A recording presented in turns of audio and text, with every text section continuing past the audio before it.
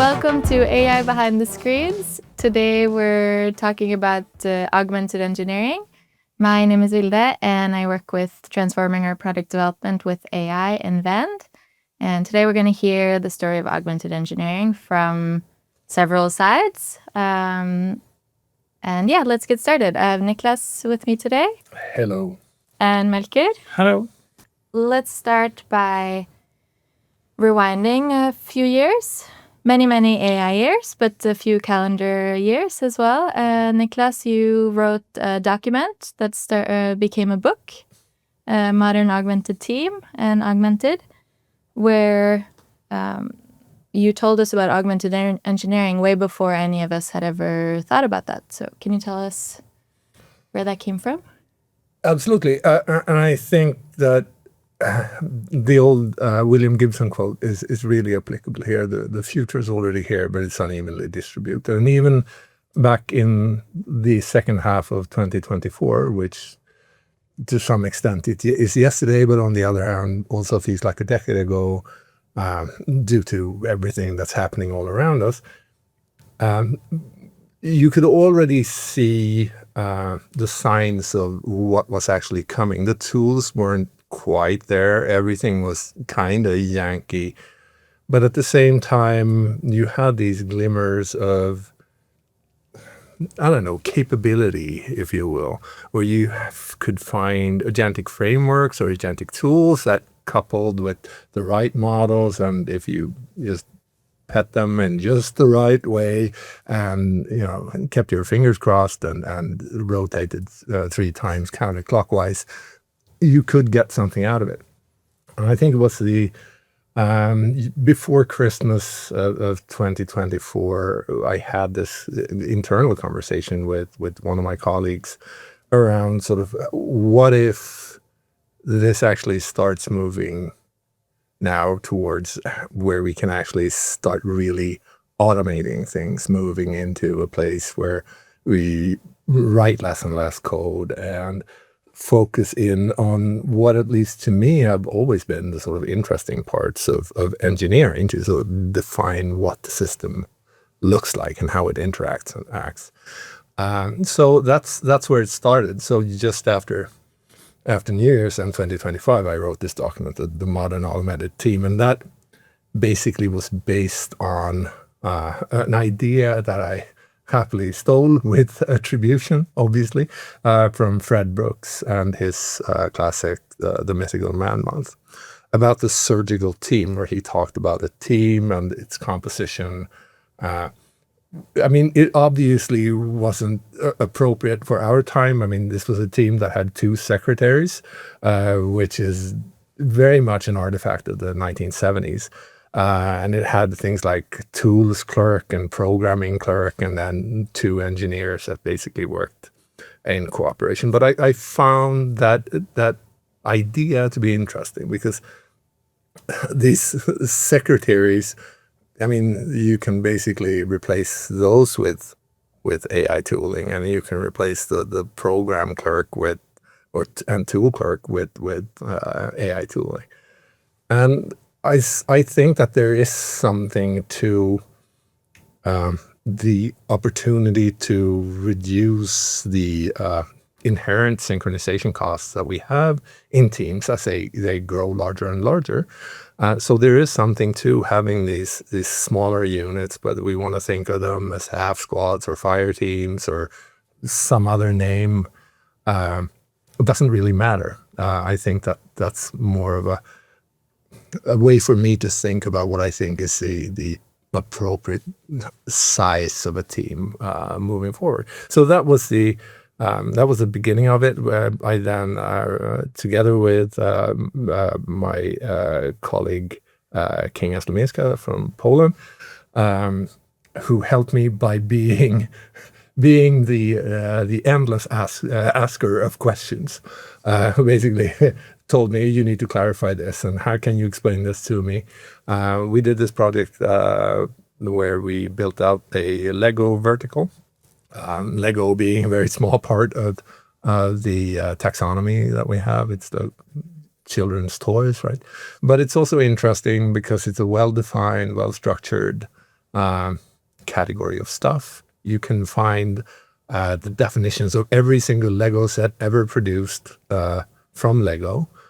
So it was an interesting testing to see, could we automate the building of the components that were needed to create what we refer to as a hypervertical, using the listings data that we have, but then decorating that with additional data. And from that, I then wrote the book. And it was sort of an interesting exercise, at least in trying to express what it was I saw coming. Yeah. Yeah, it's funny, in a workshop a few months ago, or maybe half a year ago, some colleagues of mine, we were trying to explain augmented engineering to people. And then we put up these, it can be Marty Kagan's next book, like Empowered and Inspired and Augmented. And then we even made a little version of that book cover. And then we were like, hang on, we have that book, and Niklas wrote it, so we don't need Marty Kagan. No, I mean, obviously he has a very different perspective on things and a lot more experience on the product side of things. But I think if we think about things from the engineering perspective, which is where I obviously come from, I mean, you can tell from my hair, if nothing else.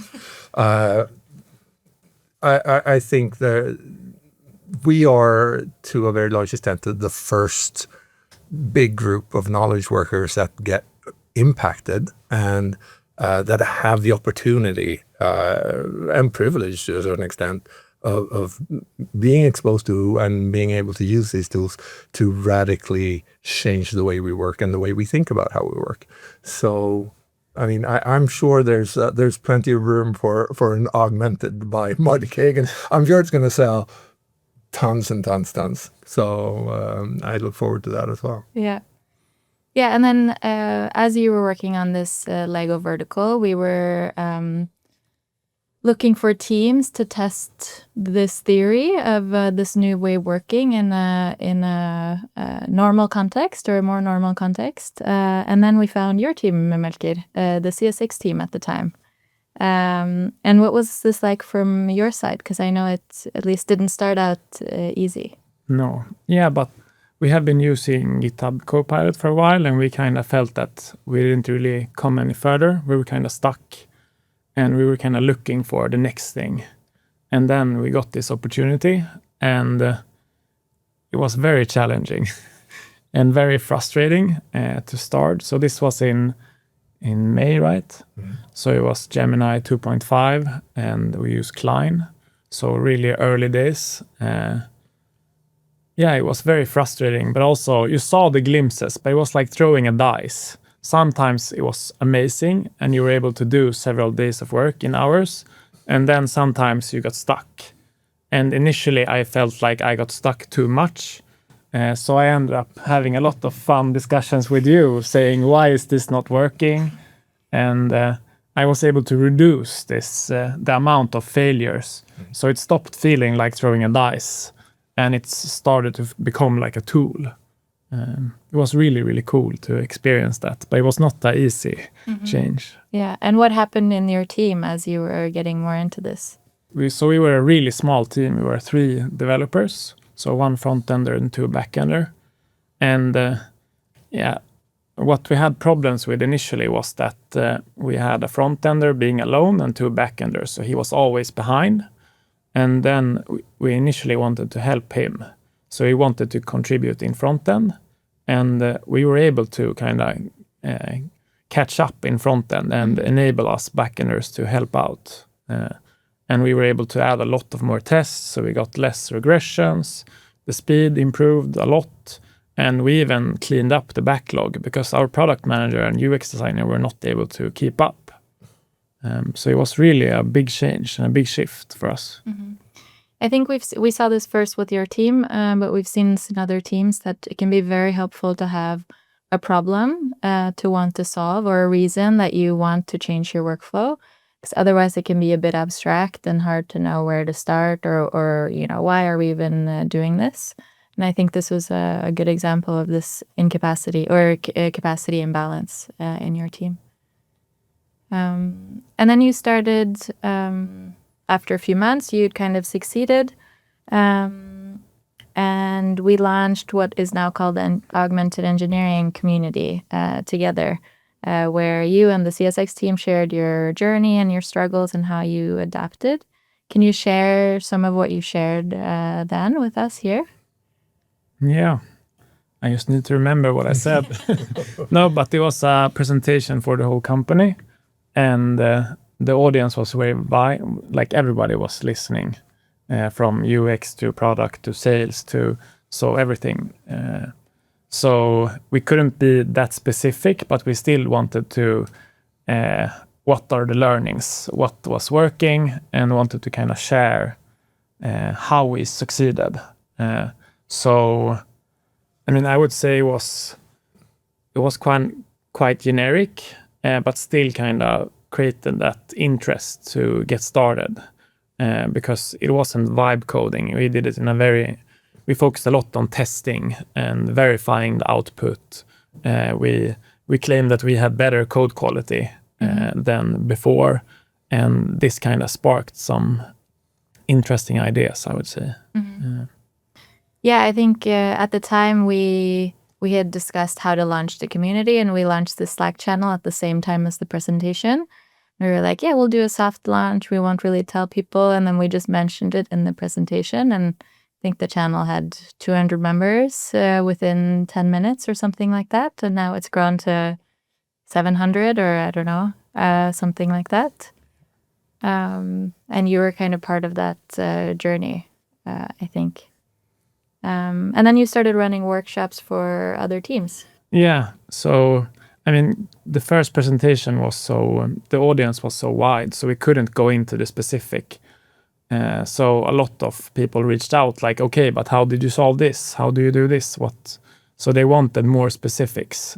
So initially it was my manager who wanted us to share it with another team. And the feedback was really good because they got started and found new ways of working. And then it kind of spiraled. So we ended up doing like tens of workshops. And like for every workshop, more and more people got started.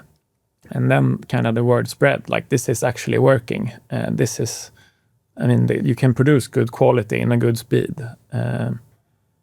So it was a cool experience. Yeah. And Niklas, you did some community building of your own. Yeah. Or whatever you want to call it, right? So, yeah, I figured,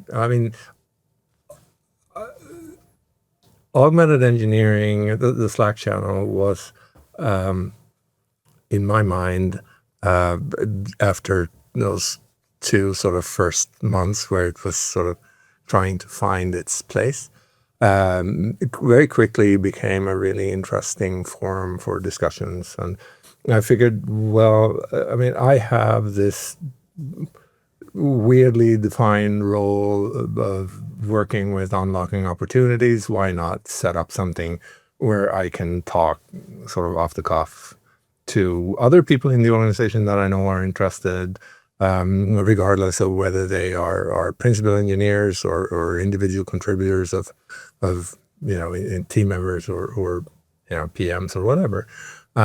Basically set up a bi-weekly hour on Fridays. I like Fridays because people are starting to wind down a bit before the weekend, and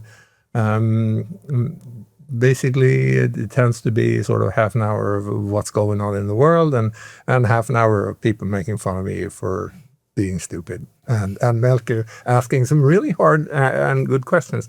But I think the value of doing something like that is centered around just being able to sort of spread ideas in a more organic fashion, and just start talking about things before they become a problem, regardless of whether it's burnout symptoms that people are seeing or whether it's we really need to start thinking about token burn or here's ways of thinking about how we can move up the ladder in terms of our maturity when it comes to using these tools. So from my perspective, I think it's been very, very helpful for me, and the feedback that I've gotten from the people who regularly turn up, Melker being one of them, is that it's been useful. So sometimes the best ideas are just dumb stuff you come up with on accident. So yeah. But the discussions have been really good, and I find a lot of ideas that I kind of pick up, continue. I want to explore. If I got a question earlier, like, how do you keep up with AI? And it's like the Slack channel and Niklas bi-weekly session. I don't really need to read a lot. If I just read a bit in Slack and I join the discussions, then I am up to date with all what's happening. So it's a really powerful community that we have, and like being able to keep up and not being stressed about it, because a lot of people are reading and struggling to keep up. But we kind of made this organic community where it's quite easy to keep up. And we've added like weekly summaries with help of AI, and we've done a lot of great things. Yeah, I think it's been really interesting to see how the community has evolved. And I don't mean just the Slack community, but the whole engineering org from 12 months or 13 months ago. Some people were skeptical, but there was like it's just a better autocomplete, but it's not. Yeah, it can write some text over there. It's not gonna come interfere in what we're doing. And then, you had some cool proof of concepts with the Legos, and you showed that it can work in a real team. And then there was in the fall, there was a bit of an identity crisis. I think people really started to grapple with, okay, it seems to be working. I'm behind. I need to get on this. What do I do? Who am I? What am I going to be when I grow up? All of that. And I think that's now really settled down into very mature discussions and a very mature approach on what models do we use and how do we use them and how do we make this a system that's compounding over time and improving over time. So not really a question, but maybe you can help me reflect on that journey. Yeah. I mean, at the same time as engineering is maturing, we see the rest of the organization being and having the same discussions that we had a year ago. And like, this is not really working, or like trying to figure out the tooling. But there are other challenges for them, like the technical challenges that we didn't have, but the tooling and the models are better. So it's quite interesting to see them struggle with, and me recognizing the problems. So I found that really interesting the last couple of months. Yeah, and I mean, to a certain extent, I think you can see a lot of it by just reflecting over sort of what are the concepts and discussions centered around in the Slack channel. And it should be noted that this is now the single most active Slack channel that we have. Yeah, and has been for a while. And has been for a while. And I think one of the interesting side effects of this is that, I mean, we are still at this point a company with engineers in 5 countries, where we all come from different brands or different types of organizations. We haven't really had a single tech culture, if you will, or engineering culture.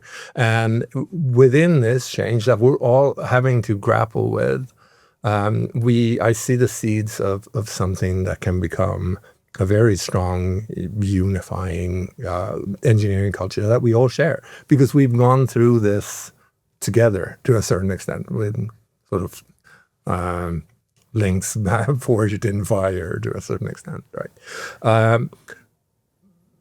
How this, I mean, overall, I would argue that this has been extremely good for the engineering culture, and coupled with the fact that we are now in a situation where we can look forward in a very different way than we have been before for more sort of internal reasons, where our big transition project is finally over. I see a lot of opportunity in evolving this further, as for the rest of the year at least. Let's see where that goes from there. But this is also kind of the single area where everybody contributes together in one space, like with the marketplace that we have for skills and the channel, the knowledge sharing, the presentations, the discussions. We don't really have that. Like we have the verticals, we have the products, they're quite isolated. But here we have a bigger topic that everybody kind of has. You can discuss a lot and you can share a lot. Yeah, that's a really interesting reflection. I think as a company, we don't really have a big culture, or at least a history of standardization at all. We have quite a diverse stack, and that's been a strength, I think. But there's, of course, a trade-off. But yeah, it's interesting that this is an area where we have standardized, but it's not even that's been an organic process. We had one vertical, mobility, that chose to standardize explicitly within their own area, and then the other verticals have pretty much followed suit. Do you think that's accidental, or is it a better way of standardizing? I think Cloud was just best at the time when we started. Like when it actually took off in December, Cloud was best. I mean, if we would have taken off now, I'm not sure that we would have standardized, because now Codex is so good. And we could have started earlier and we could have picked Cursor. So I think it was just the timing. I don't know. Do you agree? No, I agree. But at the same time, a lot of times standardization of that type is sort of a first mover kind of thing. And I'm very thankful to Simon Arts and Satyam in Mobility for taking the time and doing the work when it comes to writing up that internal strategy for specifically for mobility, because that was a strong indicator for the rest of the organization, and I think that helped us reduce the amount of sort of heterogeneity in the developer stacks. Now, whether one tool is better than another, whether one model is better than another, at this point, I think chasing the bleeding edge is becoming dangerous. So I'm quite happy with having standardized on something at least, because that means that we can then start looking at, okay, how can we now use these tools in the best possible way? Because I see a lot of people jumping between tools. It's always like the new shiny, the new black, the new thing that everyone should have. And the analogy of like gaming consoles is useful here. When the PS3 came out, games looked a certain way. 5 years later, they looked very, very different. They were much, much better from a graphical perspective. It took people time to get to know the hardware, and be able to get as much capacity out of the hardware as possible. I think the same is true for this kind of tooling as well, and the models that underpin them. So chasing whatever is new is more likely to actually break your existing workflows than it is to actually give you a substantial improvement to what you're doing. That's not necessarily always true, but I think the 80-20 rule is useful here. So that for 80% of your work, you probably don't need the latest and greatest, because most of what we do isn't that fancy or complex.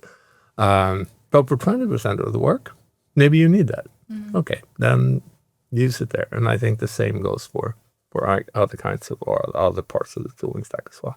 I don't know what you say, Melker. I mean, you work. Yeah, I always use the latest. But I think like it became kind of evident when Opus 4.7 came, because people were not convinced. This was kind of the first time where people were not convinced and stayed. And people are still on Opus 4.6 when 4.8 is out. Before, it hasn't been like that. No. I mean, I've gone from Gemini 2.5 to Sonnet 4 to Gemini 3.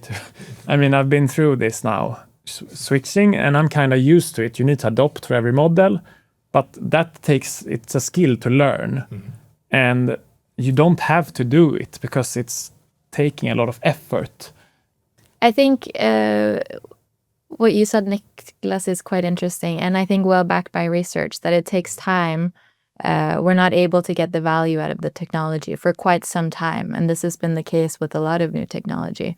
But it's, at least for me, it's a bit new that it's so directly applicable to what we're doing every day that we can like see it day to day. And yeah, I think that connecting to practicing to change, it's an interesting balancing act between practicing that change and knowing that we're not going to be able to capture all the technology.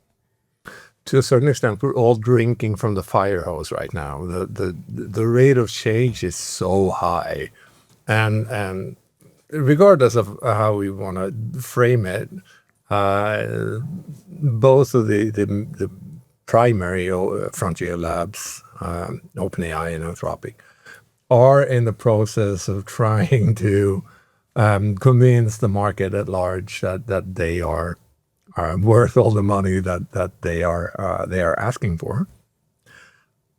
And that's a very strong driver for pushing out and pushing the envelope when it comes to new capabilities. But I question sometimes how much it serves us to follow along on that, because at some point we also need to look back at what is our task, what's our job to be done, if you will, on a daily basis. And sort of, do we really need this new fancy thing? Oh, this new model can fold proteins 7% better than the old one. Rarely, if ever, do I fold proteins in my day-to-day work, right? Yeah. And I think also that the fact that they can run longer and longer tasks, it's interesting, but I think that's interesting, much more interesting if you can get to the point where you have actually established sort of a certain degree of automation and formalized your internal knowledge in an organization in a way. Before then, I think you're burning tokens. You're basically just heating the atmosphere for no reason. But I think it's an optimization problem. Like, what are we optimizing for? Because right now, I am not optimizing for cost. No. I'm optimizing for productivity, because we have a product that we want to move fast. And like the deadlines, if we can go faster, then we beat our competition. And that's what we focus on. So right now, I'm just using the best model because I believe it can make me faster. And right now, the cost has not been a problem. But I mean, I'm starting to see those days where I probably need to consider how I use AI, because I spent $1,000 2 days last month. And that's too much. I mean, I made a few adjustments and I could have reduced that significantly. But I'm a person who I wrote it in the channel, hey guys, I spent $1,000, what can I do? And yeah, Niklas was like, come on, Melker. But there was a few like really good threads, like, hey, everybody should look into this configuration. So we turned off, we changed the configuration for MCPs. And then I realized, like, okay, above 2,000 or 200,000 tokens, the cost is really high. So if I use sub-agents more, then I will stay below more often, so the prices will go down. So like small changes was able to reduce the price like significantly. But I think right now I'm not focusing on the cost. And until someone says you need to consider your cost, and which you have been doing a bit, then I'm not going to focus on it. So I mean, I don't think cost is necessarily right now an important driver for us, but you and I, we're still operating. For the record, we care about cost a little bit. Yes, I mean, absolutely. But the difference between both Melker and myself, I mean, in my case, there is no cost for a variety of reasons. But in your case, you would be considered an outlier together with a small handful. I mean, it's not even 5 of people that are these sort of high-end power users of the technology. And what I think is important is more to be cognizant when you're at that level, because that's when you can start seeing sort of how can I optimize my workflows to start getting control of this. Up until that point, again, we care about the cost, but I'm not going to go to someone with, a 20th of the spend and ask them to look at their cost, because that's simply not useful. There is this evolution that everyone has to go through. And I strongly believe this, that we start out trying to figure out sort of how to write our prompts and then figure out that, okay, but maybe if I give it better context, then we start sort of fiddling with our context. And then we start figuring out that, okay, maybe this has to do with workflows and the harness. And maybe I can think about sort of how do I do fleet management. So you have to go through these steps because you have to internalize the knowledge of what these tools are and how they can work for you and with you. So everyone needs to get to the point where you have to start thinking about, okay, now I'm sort of touching the stove, and maybe it's time to start thinking about what this means. I think it's also interesting, what our prediction is about how the cost will develop and how the prices will develop. So we internally often, even though each model is more expensive, we kind of it's a part of the undercurrent of our discussions that we expect that overall the price of intelligence is going down, or at least of the equivalent intelligence. And so if we stay on the models that we're using now that are more than good enough for what we're doing, then the price will go down. I recently had a discussion at a small conference where people were more following the price increases of each model and then saying, oh, it's going to get 100 times more expensive and 1,000 times more expensive. So who do you think, or how do you think this will actually develop in practice? So I think when you talk about costs, you need to talk about cost versus productivity, because like now we're able to do things that used to take days, weeks, in hours. So like you're able to get a lot of output of it. So I think that's a very important thing to kind of to set. But yeah, the cost. Yeah, I think you are better fitted for that question. I'm not sure about that. I think trying to predict the future of sort of pricing, which is basically what this comes down to, is hard. But to me, it seems that there are a lot of forces pushing towards, we're seeing better and better models coming out, even in the sort of mid-range field, whether that's open weights models out of China or whether it's the new set of Microsoft models that I think are looking super interesting, where you can take your own code bases and do reinforcement learning on that.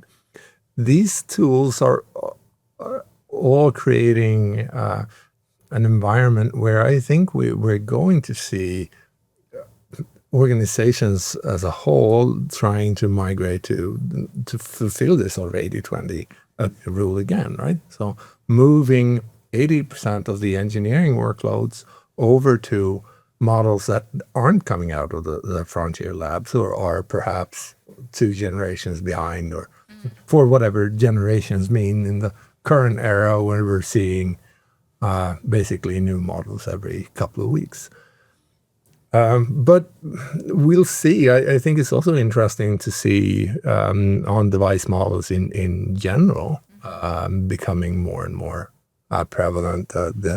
announcement from Apple at WWDC the other day is indicative. This has been a discussion that has been going on in the community for the last 12 months or so, that this will happen. The hardware that we have is good enough to run these models, and maybe they can function as orchestrators or supervisors in a variety of ways. And so we're in this constantly evolving, constantly moving field. But at the same time, that's the sort of exciting part.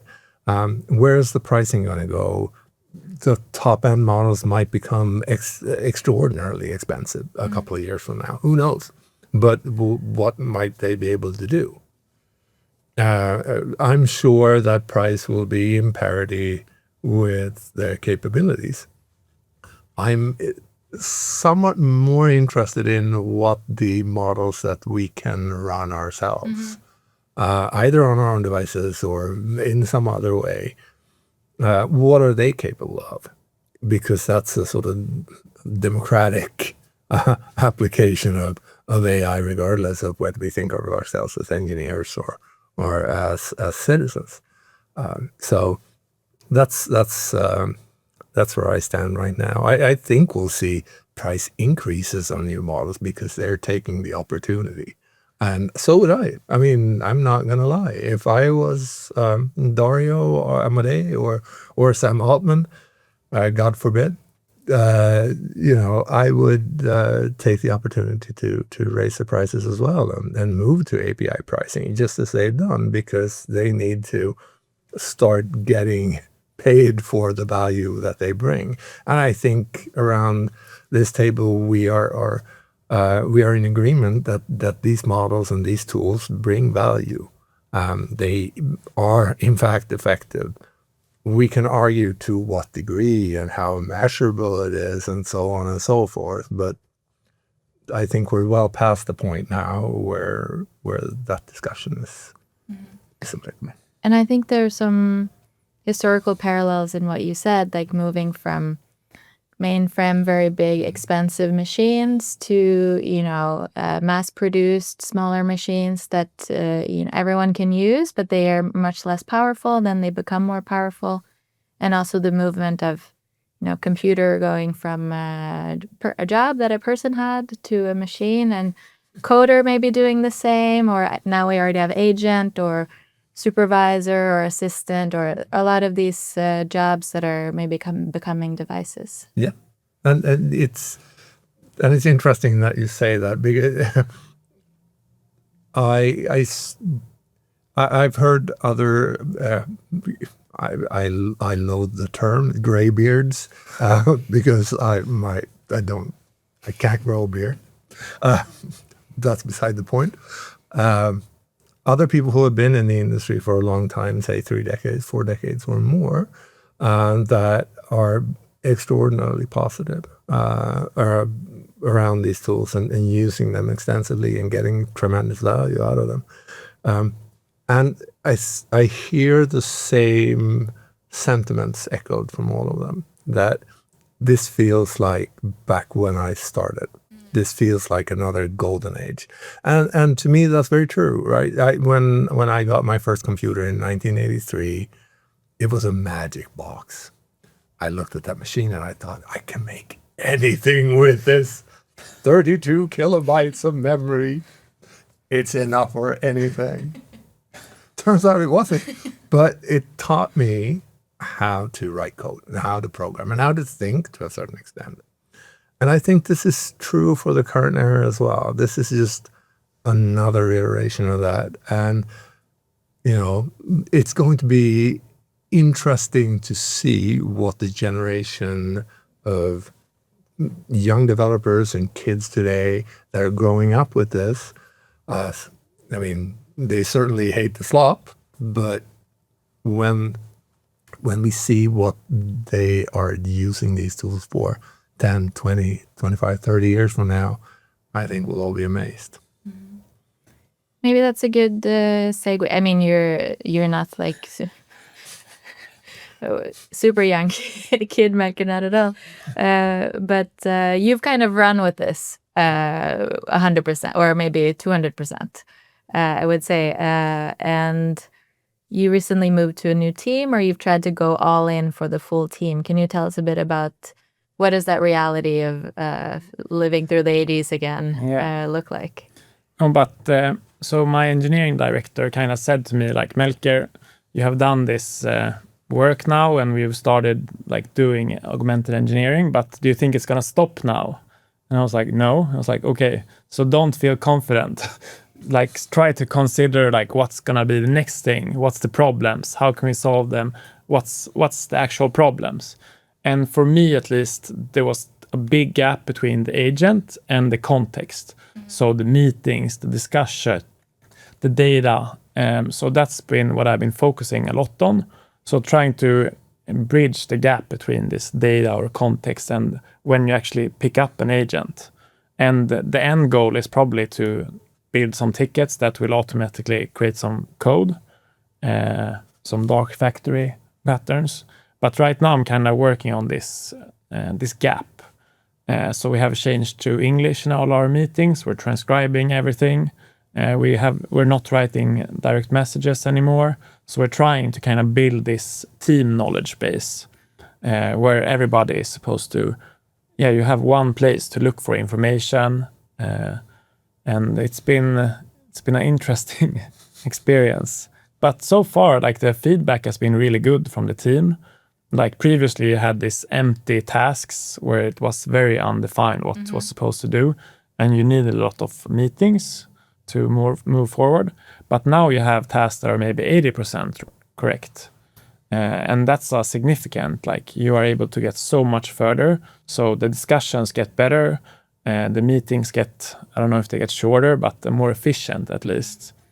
And for me, that also allows me to work on several things in parallel, because I have so much context in each task, so that it's a lot easier to start with a task. If I just kind of define what is necessary to perform this, make the plan and let it go, then I can pick up the next one. And I know that you are a bit skeptic on this one, me working in parallel. Yeah, I mean, my skepticism here has more to do with me thinking that, I mean, I am quite convinced that we as humans are best when we work at things sequentially. Because context switching has a cost. How high that is depends from person to person. From me, I can safely say that the cost of context switching is very, very high, which means that I would rather avoid doing any kind of context switching. I think it can be lower for other people, but it's never zero. And I think over time, it's easy to get into a situation where you simply stress yourself out and the cognitive load becomes too much. Yeah. Either you start making mistakes, or you simply sort of get to the point where your brain goes, and no, you've done too much. And there's been some discussion of this, and broadly, I know Simon Boyson has talked openly about this, and there's plenty of others that have spoken to this as well, where they're saying that, listen, I can get a ton done in a couple of hours, whether that's 3 or 4 or 5, doesn't really matter. But after that, my brain is fried. Yeah. And I think we need to take that seriously, because these tools are new. Yeah. They are changing how we work, how much attention we spend, how much of the brain budget we actually allocate to it. So, I just think that running things in parallel is, it's a bit like trying to multi-table poker or something. Some people say that they can do it effectively. I remain unconvinced, right? Over time, I think it sort of starts costing you something. Yeah. I mean, I've been focusing a lot on because you've been telling me, like, if your cognitive load is too high, then you're not going to be able to handle it. So I've been trying to figure out how can I reduce the cognitive load but still do things in parallel, because I believe that you can. You just need to kind of define the requirements and use tooling. So there's the Mikado graph where you can kind of graph things, and you're doing things in like sizable chunks that are easy to review, but you can still do it in parallel. If you just set the requirements, you're working on one task, it's related, but you're still able to do it in parallel. And then when it comes to like the smaller changes that are just, I don't know, you get the feedback from something, this is wrong. I mean, just picking that up and just starting it, that's, at least for me, it's not cognitive. I think it's not cognitive load. No, but I guess we'll see. We'll make you the experiment, and maybe myself and Vilde can write a paper on the evolution of Melker somewhere in the fall. And hopefully things go up. No, but I think, like I said, I think our tolerance for this is highly individual. Yeah. But I still want to sort of push people towards being cognizant of the fact that nothing comes for free. I think everyone who has been working for a while with these tools have at some point been in the sort of, oh, wow, I can do anything. Why should I go to bed? Maybe I should stay up. Maybe I can stop sleeping altogether and get more done. At the end of the day, you sort of have to start thinking about what does this mean in sort of a more normal day-to-day operation, kind of. But I think that's really cool. Like, we're given this tool, we're giving a lot of tokens, we're able to try, we're getting access to models, and I'm feeling super productive. And it's not like great. It's people are actually on me saying, Melker, this is not sustainable. And like, I kind of reflected on this. This is a very healthy culture, that the reaction is to be not to praise it, to be like aware of it, and like, because everybody is like, Claude is like a drug essentially, because you're getting so much dopamine. I have never done this much in one day. I can do so much. I feel so like I used to feel like I was when I got a task, I was like, how am I going to solve this? Am I good enough? And all this kind of self-doubt. I don't have them anymore, because I have 5 agents telling me I'm so good, and you're right. Which is also a problem, but it's really cool to feel so powerful, or like capable, not powerful. Capable is probably the better word. So what you're saying is basically we're looking at an impending epidemic of ego inflation among AI users. Probably, yeah. Yeah. No, you may well be right. That's actually an observation I haven't heard before. So that's novel. I'm trying to stay grounded. I think it's time to come in for landing. We've covered a lot of interesting stuff, history of the internet, and maturity, and tokens, and so thank you so much for taking us behind the screens of AI and augmented engineering at Vend. Thank you. Thank you.